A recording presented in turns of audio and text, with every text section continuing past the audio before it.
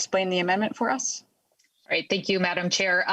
The A3 amendment is pretty simple. It would make the gar a game fish instead of a rough fish. And for those who are unfamiliar with gar, I'm going to share a little picture with you. So the gar is honestly one of the coolest fish that lives in our state. They can use both a swim bladder and gills to breathe, and can even live outside of the water for up to 24 hours. They're also really unique in their shape. Some folks refer to them as living fossils, as they're kind of dinosaur looking in appearance. And so what we've found is that as fishing practices have evolved and bow fishing has become more popular, gar are one of the species that are targeted more and more. And because they are classified as a rough fish, there are no limits whatsoever on how many fish can be taken. And of course, bow fishing is pretty cool, and it's, we're happy to have folks participating in that, especially in the targeting of invasive species like carp.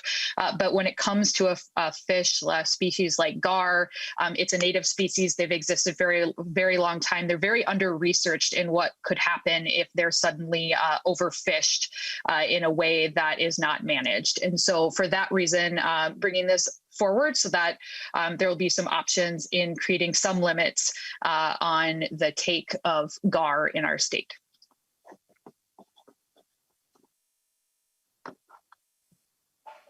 Get myself unmuted here. Representative Becker-Finn has moved the A3 amendment, and I do see a question from Representative Heintzman. Go ahead, Representative Heintzman. Madam Chair, I am wondering if maybe DNR could help us out on this one. I'm familiar with bow fishing. I'm an avid bow fisherman, so I am wondering: is it unusual that a legislature would be weighing in and deciding what is and isn't a rough fish? I'm assuming that there is a scientific definition to some extent, and I'd love to get some feedback from DNR on this one. All right, is there someone from DNR who wants to take this one on? Go ahead and pipe up here. There is. Madam Chair. Commissioner Meyer. Members, for the record, Bob Meyer, Assistant Commissioner, Department of Natural Resources. Representative Heintzman, we were made aware of this amendment when it was posted yesterday. I have talked with our fisheries section manager, Brad Parsons, about this, and we have discussed removing gar and bowfin actually from the commercial list. The primary reason is that they're potential predators on young invasive carp and can tolerate low oxygen conditions, as Representative Becker-Finn discussed, where young invasive carp live. We have seen in some bow fishing tournaments recently, gar were the most common fish taken. We also know very little about the gar. They're a fairly long-lived fish. They're also a very small component of our commercial fish harvest. In fact, the pounds of gar taken in one bow fishing tournament was higher than total commercial take of gar in the river.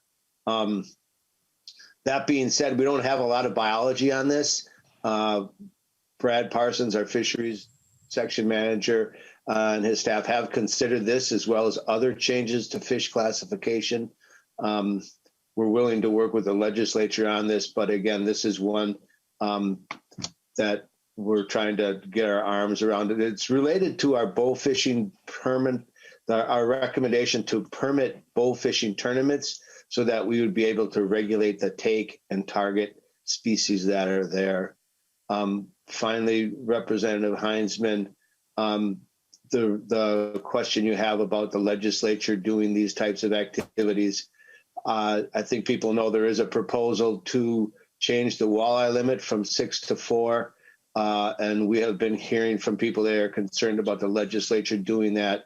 They would rather see the department do it. We do support that initiative, but we have been hearing that the legislature shouldn't be making those types of decisions. But we are willing to work with the legislature on this issue. Madam Chair. Representative Heintzman. Thank you, Madam Chair. My follow-up to the commissioner would be, is there any data to back up the author of this amendment's assertion that there may be some kind of detrimental species impacting result from the bow fishing that's taking place, or other factors? In other words, are we seeing a species decrease? Is that something that's being looked at? Do we have anything to back that assertion up? Representative or Madam Chair. Commissioner Meyer. Yep, go ahead. Thank you. Sorry about that. Representative Heintzman. It's very similar to the biology on the turtle populations we have in the state right now.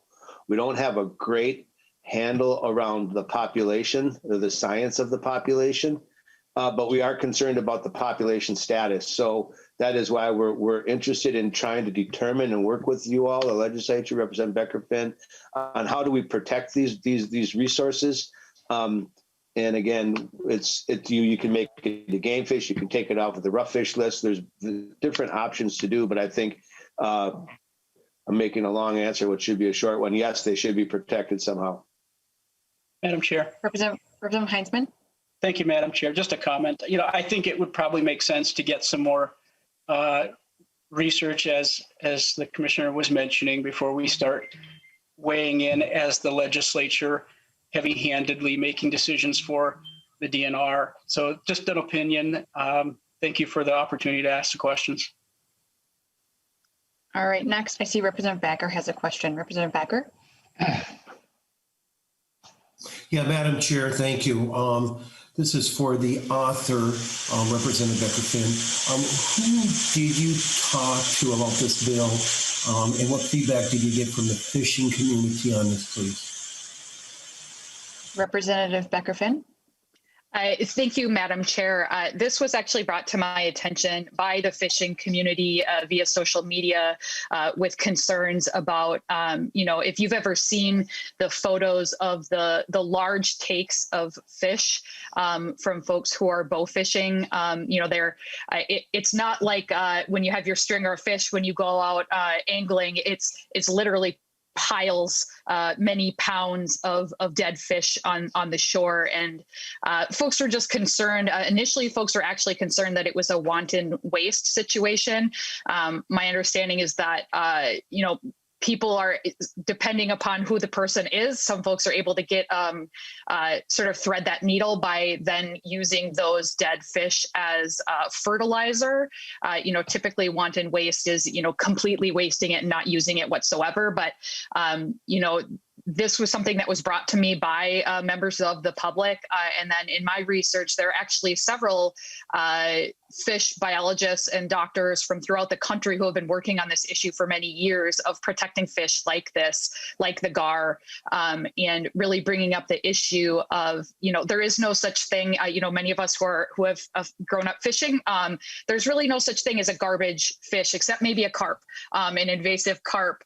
But, we really should be protecting all of our native species and not just those that are highly prized like walleye.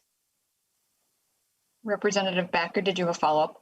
Yeah, please. And I appreciate that. Thank you, Representative Becker-Finn. So it sounds to me, this is what concerns me, is we're making, have an amendment without, I get it.